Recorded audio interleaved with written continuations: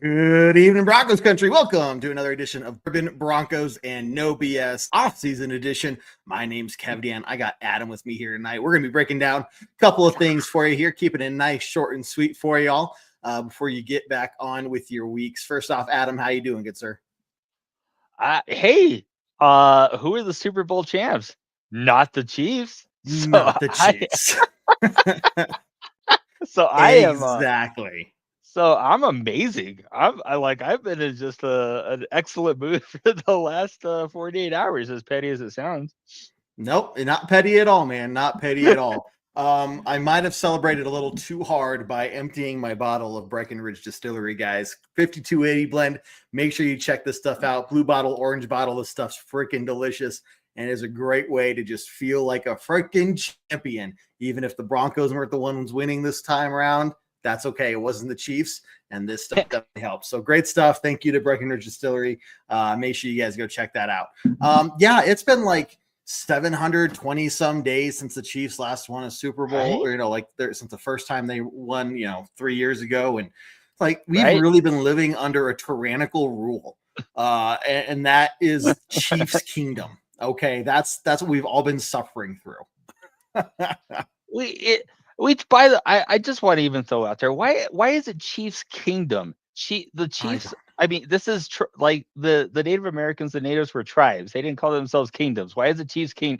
I asked that question of several people while I was out in Kansas City taking in a contest, and I could not get an answer. I still pose that question to today.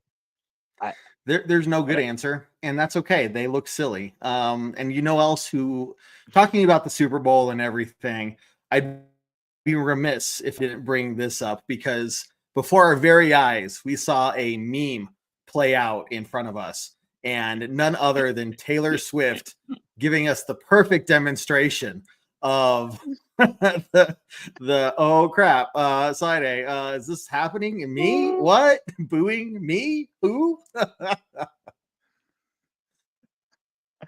Oh my goodness. And that's like that's a whole other.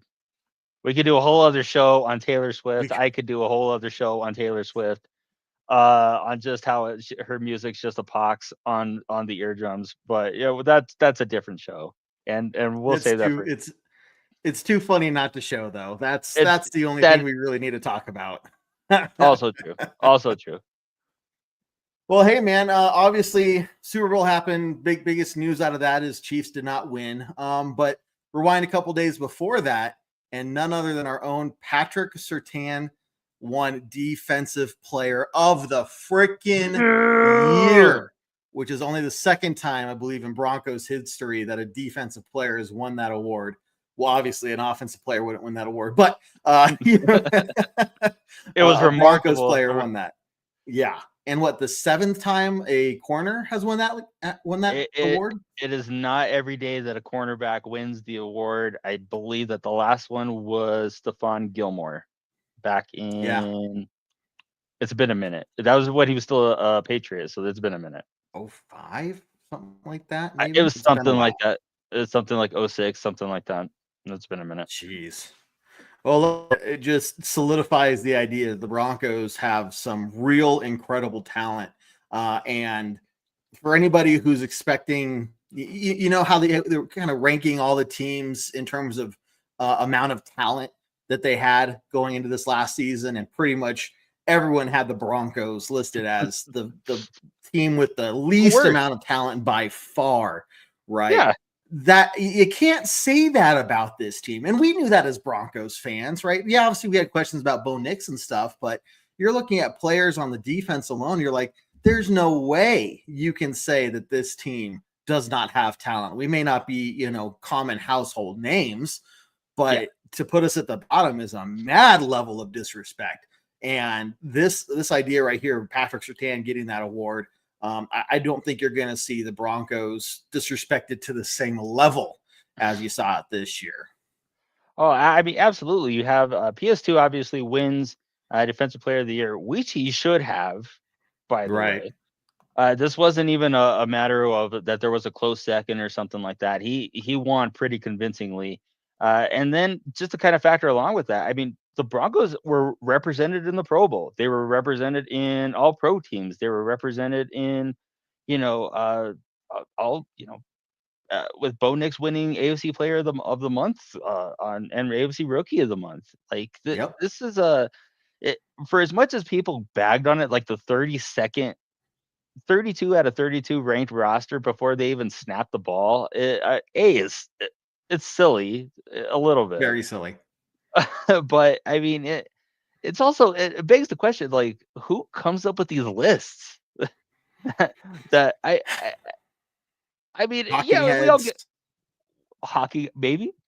Yeah, That would maybe hockey player. Yeah, that would explain a lot. At least that would be something. But yeah, for sure. Either way, look, I think the common thread is the Denver Broncos, and maybe I don't want to say completely rightfully so, but to some degree, with what had happened the 8 years prior, I could see why it was so easy to disrespect the Broncos, because it's like they're just going to do the same thing that they've been doing. They're a mess of an organization, blah, blah, blah, blah, blah. We know all the talking points, right? But they really showed that they turned this thing around, and they've really built that foundation, and it's only should get better from here. Now, I'm not going to say that, this is a team that's going to make it to the Super Bowl this next year. Although there's maybe arguments for it, but there's definitely a roadmap set out in front of us, where if this team continues to develop well, they stay healthy. They have some amazing athletic trainers, and the medical staff on the team is freaking ridiculously amazing. The culture and everything, like, this is a team that you've got to start watching out for. If you want to sleep on the Broncos, do it at your own peril, man. I mean, just as an attest to that, Andy Reid during media week at the Super Bowl was nothing but complimentary about Sean Payton, and nothing but complimentary about the Broncos, nothing but complimentary about the direction that they're going. And for a division rival to be saying that about another division rival, like, nobody's saying this about the Raiders right now. So I'm just saying. Yeah. Now, looking at some other accolades here, Jeremy. Yeah, perfect. Peyton voted to the top 5 for coaching. Very respectable. I would agree with that for sure. You could argue maybe he deserved to be in the top 3, but yeah, top 5. There's some really fantastic coaches out there. And to say that the Broncos have a top 5 coach in the NFL, yeah, I could very, very, very well believe that. Michael here. Brock Bowers beating out Bo Nix in Rookie of the Year voting was ludicrous. Bo Nix getting 0 votes for Rookie of the Year. I mean, come on. Like, what are these people smoking, man? You're good enough to win Player of the Month, but you're not good enough to get one single. Yeah. Yeah. If there were, you almost wish that there was like a set criteria, and that basically was like a point system or something like that. That way, somebody that deserves to at least be in the conversation is at least there. But I mean, it's a subjective thing. Yeah, and not to take anything from Brock Bowers, even though he's a Raider. And I think that's his own punishment right now, anyway. Sorry. It's true. And it's going to be interesting to see what that organization looks like with Pete Carroll running the show over there. Because I mean, what has Pete Carroll done without I've already forgotten his name, Wilson, and the running back, beast mode, Marshawn Lynch. Without those 2 players, what has Pete Carroll done in the NFL? Not much.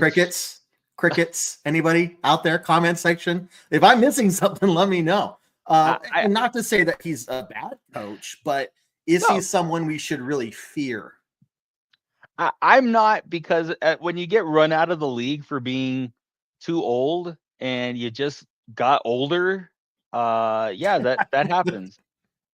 Time doesn't flow in reverse. we don't let, we typically, when I'm 77 years old, I really hope that I am not the most qualified person for anything. Okay, Right, so exactly.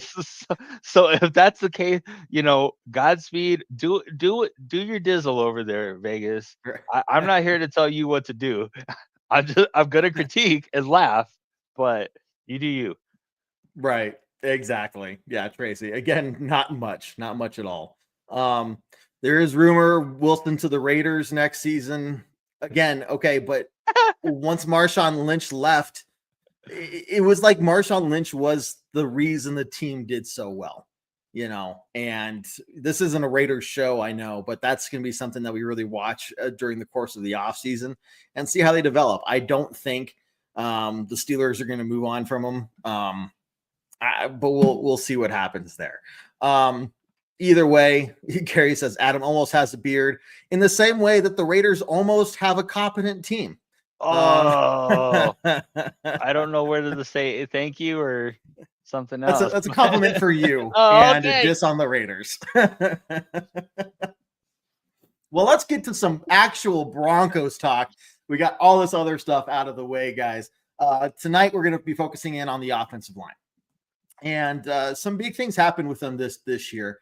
Number one of which, 𝗕𝗿𝗄𝗃 getting extended to that 5-year contract extension. So just in general, Adam, what are you thinking when somebody mentions to you the Broncos offensive line? What are some of the first thoughts that pop into your head, man? Not to put you on the spot. Honestly, probably one of the most underrated parts of the team. For me, you have 𝗕𝗿𝗄𝗃, who is probably like one of those guys that you just feel great about because he was kind of a maligned pick when they picked him from Utah, struggled in his first few years, and then has finally hit a good where he's just hit a stride. He's hit this consistency in his play where he's, he may never be an elite top 3 tackle, but even finding a top 7, top 10 left tackle in the league is like finding hen's teeth. So to even have him locked up and playing at this level is great. You have Miners, who's an all-pro. Wattenberg, what I think actually the fact that you didn't hear Wattenberg's name a whole lot this year meant that he filled in really well for Cushenberry. Then he had Powers on the other side, really rebounded from kind of a hit or miss last season. And 𝗕𝗿𝗄𝗃, I thought, played really well. He's always going to have his limitations in the pass game, but he was a great run blocker. And honestly, aside from Bo not taking sacks, this group kept Bo Nix clean for a lot of the season. So I'd say when you're looking at strengths and weaknesses, you have to count the Denver offensive line as one of the strengths of the team. Yeah, let's pull this up here. I see a comment from Jeremy, and I want to kind of just share the numbers here to put in perspective for everybody. Probably kind of tough to see here. I'll try to zoom in here. So look at Broncos ranked pretty high when it comes to overall, some of the stats here. Blown blocks, percentage blown blocks, blah, blah, blah, all this stuff you can see. Here's the line from Jeremy's comment. A lot of holding calls. Well, let's look at this for a second. Broncos the offensive line were only called 14 times. Okay. Could that be better? Yes. Was that the worst by far? Definitely not. I mean, look, Chargers did worse. Chiefs did worse. Raiders are probably going to be way down here. Raiders did a little bit worse, right? So out of the AFC West, when it comes to the holding calls for the offensive line, Broncos were the best. Maybe not by much, but hey, the numbers are the numbers, right? And if you take into account what the offensive line looked like 3 years ago, 4 years ago, 5 years ago, not very good numbers, I'm sure, if you pulled those numbers up then. So, Jeremy, I'm going to say maybe it felt like a lot of holding calls, but part of that is also due to the mobility we see with Bo Nix. He was able to move out of the pocket a lot. And I think maybe there are a couple holding calls where, I'm thinking of one right now. I don't remember who we were playing. Bo Nix rolls out of the pocket, and I think it might have been 𝗕𝗿𝗄𝗃. Just didn't see that Bo Nix had rolled out and was scrambling, and that's what he thought he was still protecting for the pocket, right? Did not realize that Bo Nix was running, and that's where the hold comes into play there. So some maybe situational awareness stuff going on there, but based off these numbers here, the Broncos were kind of maybe B plus level, Yeah. upper third of the league in terms of that. They only gave up, the offensive line only allowed 12 sacks, 12 freaking sacks. I mean, you're talking about less than one a game. And so you're right. Like, there's a lot of numbers to really support that this offensive line did a fantastic job this year. I mean, you always want to see. You would have liked to have seen the run game be a bit more consistent, and I think if they had been, that would have been like that A+ grade that you're looking for. But as far as, I mean, Bowles probably should have been a Pro Bowler. Miners definitely was deserving of his All-Pro status, and I actually thought it was kind of funny that he didn't want to even go to the Pro Bowl, where they asked like, "Hey, we're not going to have anybody there. Ready to step in?" Nah, I'm okay. Nah, I don't. What was it like? I don't want to be a replacement. I don't want to be brought in because somebody else wasn't available. And I kind of get that, right? Some of it, and there's. I think Peyton Manning was the one who was talking about, he had wished that Bo Nix was there, and we know that Bo Nix didn't go because he was getting some medical stuff Procedure. into him. I don't like procedure. But he said like there could have been a lot of benefit from meeting some of these guys away from the NFL game environment, right? Talking to Burrows, talking to some of these other quarterbacks. I think the same can be said about any position player, right? You're learning how to play with these other guys. You're learning just kind of tips, tricks, see what they do, see how they practice. So maybe there could have been some benefit there, but at the same time, I understand what he's saying. Like, no, I want to earn my spot, I definitely see. I see that being a very Quinn Miners answer. So the fact, even the fact that he says he wants to earn a spot. I mean, that how could you not be like, just I get it. Okay, I get it, bro. Plus they're playing flag football. He's an offensive lineman. There's not gonna be a ton for him to really do anyways. So it is just more of a distinction, and especially if these guys play. I mean, it's basically a 12-month out of the year job. They get maybe a month. They get maybe a month to really relax. And if this cuts into that time, I could totally see where it is like, I don't want to fly to Hawaii. I don't want to spend my precious off-season time doing something I really don't want to do anyway. So it is funny though to see Russell Wilson get sacked in flag football twice. I didn't see that, but that joke pretty much writes itself. You can't make that up. Like, that's just reality. I wish I was kidding. And Tracy, going back to our conversation earlier, that was minimal Lynch. He thought he was bigger than the game. And again, so if Russell Wilson goes to the Raiders, I'm not too concerned. Carroll being at the Raiders, not too concerned, but we'll have to wait and see how that plays out. Now, when it comes to the offensive line and the running game, do you really think that there's any concern? And part of this kind of leads in the conversation of free agency, and I definitely want to get to your comment there, Michael, here in a minute. Javonte Williams and the question of, are we going to bring him back or not? Jared here at the show is a big Javonte fan. Don't get me wrong, I like the guy too. I'd love to have a beer with him sometime. But was it more of a running back problem, or was it a run blocking problem that really kind of hindered our run game this whole year? I need to preface it too. I'm a big Javonte Williams guy. I love Javonte Williams. Where I feel Javonte really, the best place for him will be in a place where he can dot the I and kind of get that running start into the line. If he's running out of the gun, it really kind of limits what the kind of runner that he is. And I think he even made the earnest effort to maybe drop some LBs, get a little bit more explosive this year. And we just saw it. It just wasn't the same. A lot of the other guys that they have, I know they have a lot of hope for Esteime. Time will tell with that. McLaughlin is the most decisive of the guys, but he's 185 pounds. And I don't understand why, if he's 185 pounds, why he's not the change of pace back. He seems very he seems miscast for me as the first and second down guy, or even as the rotational guy. He should be the change. He should be the receiving back or the change of pace back. So I mean, I'm excited. It'll be interesting to see if and when they do draft a guy, because I think that'll be a bigger indicator of the type of running back that they really want back there. I just feel like Javonte wasn't. It was a miscasting. It was a square peg round hole thing. Right.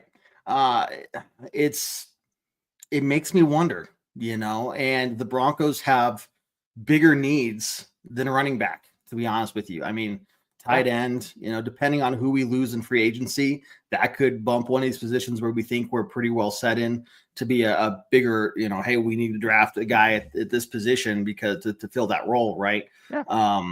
Maybe higher up than we were expecting. And I just don't see at the current time running back being a top priority. Genty, or however you say his name, is not going to fall to 20. And I don't think the Broncos are going to trade any draft capital or any players to move up to get the guy. So to me, it almost seems like this might be a situation where the Broncos allow the offensive line to develop for another year, give Javonte and company another crack at it, but maybe not be so hesitant to pull the trigger on making 𝗕𝗿𝗲 the full-time starter and really getting him that experience, right? If 5 games into the season, and you got to give the running backs extra time into the season to really kind of get their bodies acclimated, because they don't do a lot during the offseason, don't get hit during the offseason. They don't, preseason is nothing to them. So it's really not till week 4 or 5 till you see, running backs starting to excel at a consistent pace. But if it's at the point where it's like week 5, maybe week 6 at the latest, and Javonte just is not cutting it, you might see him drop to RB3. 𝗕𝗿𝗲 gets bumped up to RB1, and we just ride with him for the rest of the season and evaluate, is he the guy we want to stick with moving forward? But, again, you're going to have to give him some time to really kind of acclimate to the role and everything. But it's going to be interesting to see what they do. And, to me, I need to see another season to see if like the running game issues is at the fall of the running back or the offensive line. To me, the offensive line in general did a really good job all year. And so to sit back and say, yeah, it's definitely their fault, just doesn't sit right with me. I can't in good conscience say that. I just felt like the Denver run game was just inconsistent, because it never seemed like like they really fully committed to it. And maybe it's because they didn't really have the guys that they needed back there. For whatever the case is, it just never felt like, it almost felt like this year was just let's do what we need to do to get through it. That's what it kind of felt like. And this wasn't the final product. This is just what we're kind of stuck with right now. And we'll figure it out. We'll figure it out in the offseason. And especially with a running back committee. With the running back committee, I mean, that's also one of those things where if you have a running back committee, you're not going to be investing major draft capital or major dollars into that. So I would not expect a big swing or a big bite at the apple at this either, like you were saying, Kevin. No. It almost sounds like you're describing a team that's still in a rebuild. Weird. Yeah, a little bit. We don't have all the pieces in place. No. We don't have the cap space available to go get just whoever we damn well please. And we, while we do have a full slate of draft picks this year, I mean, the way Sean Payton approaches this is, although he did do well with the bell cow of Kamara in New Orleans. Right. And it kind of makes me wonder, but when you tried that, it seemed to work really well for you. Right. So it's like, maybe they're just like, there's no one really available that he likes right now. And so that's why he's running this system versus saying, I'm going to try to make a bell cow out of somebody who's not one, Okay, I could understand that argument. But for him to just be like, no, I'm not going to do that. Like, well, it kind of worked for you though. Right? Like Wow. some of his most successful running games were with Alvin Kamara and Mark Ingram, and Yeah. just like those are two backs, and this stubborn insistence on rolling out that third back for again, I don't know. I'm sure Sean Payton has forgotten more about football than I will ever learn in a lifetime, but Yeah. it seems weird to me. So, and For I sure. know I am not the only one. Yeah. So guys, we're gonna go to one more question here in a minute, but this is gonna be something we have to watch. Free agency is gonna tell us a lot, and that's really gonna kind of show us the direction that we might be going in the draft and who we really look at when it comes to both the offensive line and also especially the running back position there. But again, we already spent draft capital on 𝗕𝗿𝗄𝗵𝘁, and I would imagine that they're going to try to roll with him before spending any other serious draft capital Probably on yet another running back. Because when you're a team in a rebuild, you've got to give these guys some chances. You've got to give them opportunities, and it just takes time. But that's okay, because the Broncos, with the ownership all the way down to the quarterback, we're looking to be in a really good position right now for a long time coming. So, are there going to be setbacks? Of course there are, but that's what it means to be in a rebuild. We're just in a very good position considering we're going into year 2 of a full-blown rebuild. Now, do have a comment here. Michael asked us a little bit ago. Rumors of Denver going after Cooper Kupp. Not happening. Not happening. Sean Payton has, I can't remember his full quote off the top of my head, but more or less said that he's targeting and wanting a Joker type of role. Cooper Kupp, the last time, I get it. He has a 1,000-yard season, blah, blah, blah, blah, blah. Yeah, that was back before we knew what COVID was. He hasn't done anything since 2020, man. Nothing of serious note. So, why would we go get him when we have players like Mims and 𝗕𝗿𝗄𝗵𝘁 and Courtland Sutton, who will probably stay with the team? We'll have to see through free agency what happens there. These guys are going to have chances of their own, but to go and spend, free agency money on Cooper Kupp, this is the No BS show, man. And I'm calling no BS on this. That's all clickbait. It's not happening. I would also kind of throw this out there, that it also seems that Denver's very insistent on getting their skill positions to grow with Bo Nix. So I don't know. I really feel like they want the skill positions to kind of progress with Bo. I don't know that they're going to invest premium dollars in a skill position player that's like you're saying, Kev. Cooper Kupp, when he's healthy, great. He's an awesome wideout. I just don't know that he necessarily fits with what we want to do here. And I know that his age and what he's going to what he might demand financially is not going to be something that I don't think he may want to come here. I don't know that we want to have him. No. And that's no disrespect to Cooper Kupp either. No. He doesn't seem like a player that is a diva. Like you see some of these wide receivers being divas. Mm-hmm. I don't have any concern with him in that regard, but let's get this team, growing together from the ground up organically. Teams like the Bills, the Chiefs, the Eagles that are just year in, year out really good. They've grown organically through the draft more than anything. And then they use free agency to go get one or two pieces to help bolster their team versus what we saw from 2016 through 2023, basically a team that was trying to build through free agency, through players that were never healthy, through players that had terrible attitudes, coming in demanding respect because of how much they're getting paid or what they did with their previous team. And we saw how that worked out. So this is going to take time, and that's okay. But that's why, again, Deebo Samuels as well.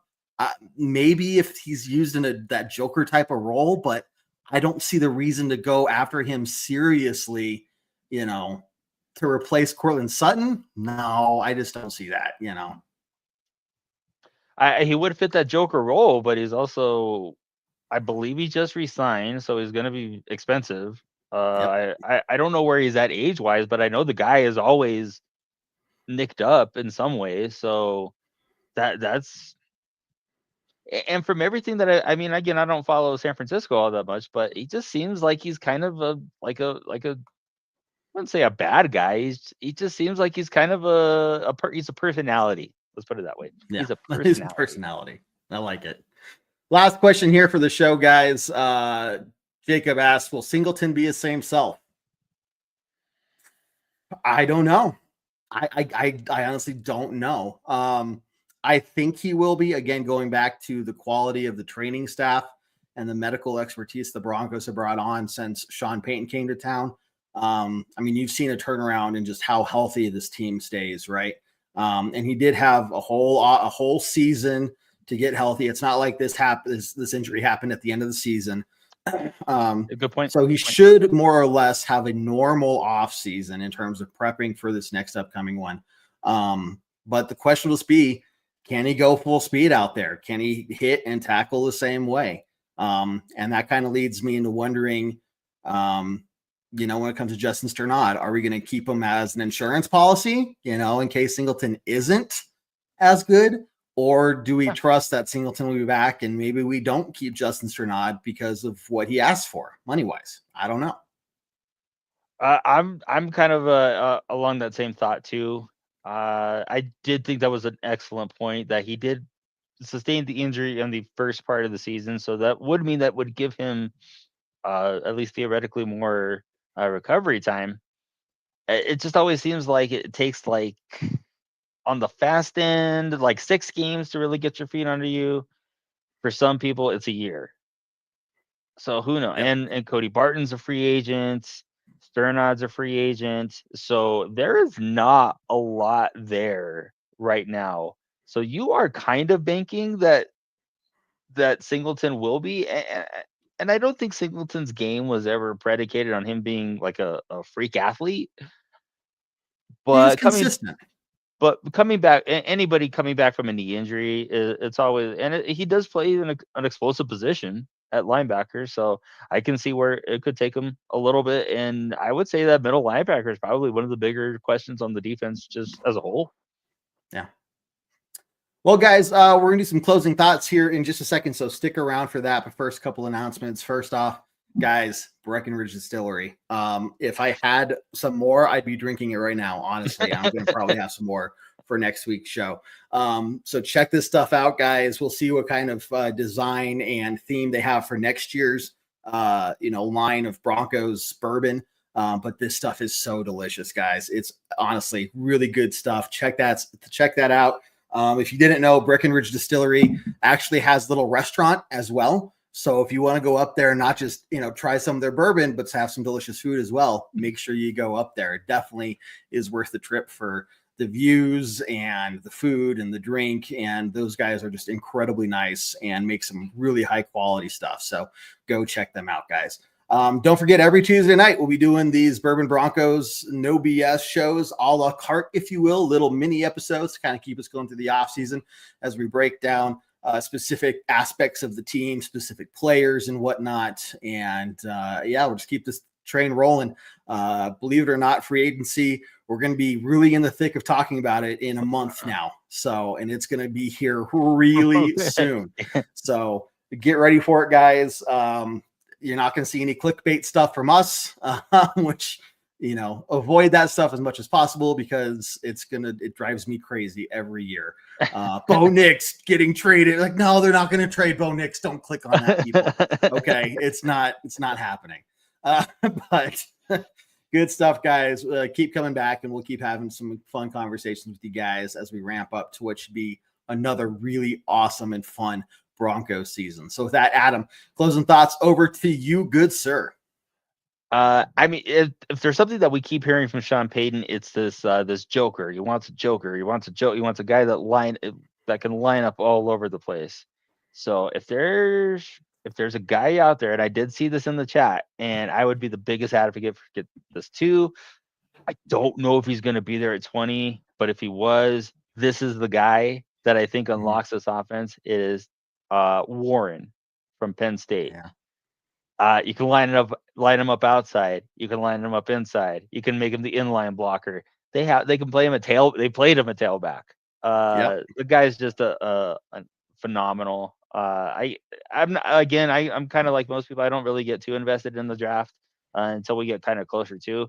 But I did watch a couple Penn State games in the college football playoff. Whoo! If he fell to 20, and he's there, huge. Yeah, exactly. Mark, dude, this is a perfect kind of closing thought that I was going to kind of go along the lines of. The Broncos really set a solid example of who they are going to be in the future moving forward. This season was not an anomaly, I believe, heartily, not just saying that because I have blue and orange goggles on 24/7. This team is really going to start attracting some big names to come over to us. Now, again, we need to build through the draft, but if there's a player out there we really want, they're not necessarily going to be shying away from the Broncos. They might take a little bit less money to be able to come play with us because they want to be on a winning team that has a chance to get them a ring on their finger, right? So, Mark, exactly right, dude. Completely love it. It's where the Broncos are right now. They're going into year 2 of their rebuild. That doesn't mean that the expectation is anything short of playoffs, because that's still the expectation that we have as Broncos fans for this team and what they have for themselves. But there's still a lot of growth and development that needs to happen with this team. And we still need to invest in the youth for this team. So they're going to stay young. It's going to be growing pains still. But what they're learning through some of the games like the Chiefs game last year, where they lost the field goal, the playoff game, right? They're getting all of this experience that is just going to help drive them, keep them focused, help energize them, and grow as a team. And when you're talking about what this team could look like in 4 or 5 years from now, dude, right? You know what? You know where we might be in 4 or 5 years from now? On this very show. This very show might be a Broncos post Super Bowl win show. I'm not kidding you. Like, that's how close we are. This is the first time I watched the Super Bowl in God knows how long, where I'm like, I could see the Broncos being back here pretty soon, So, guys, buckle up. It's going to be a bumpy ride at times, but it's going to be a hell of a ride. It's going to be fun. So get ready for it, guys. That being said, we will see you back here next Tuesday. Make sure you follow all of our other accounts for all the other videos we push out during the week. We're doing breakdowns of all the Broncos free agents, and I'll be looking at some of the free agents the Broncos might be looking to move over to join the team as well. So tune in for more of that, and we will see you next week. Adam, thank you very much for all your insights tonight. Always great having you on the show, man. Hey, thanks for having me, Kev. I appreciate the invite. Perfect. Well, hey, guys, take care, and we will see you next time. I got nothing left to say tonight other than to end this as we always do on a very strong Go Broncos. Let's go, Broncos. Take care, guys. We'll see you soon. Do what I like. Yeah, I do what I like. Yeah, I do what I like. Sip and go, sip is right. And I go with the flow. Yeah, I go with the flow. Yeah, I go with the flow. Cause I know I'm the show. In the zone, here I go. In the zone, here I go. In the zone, here I go. Yeah, they know I'm a pro.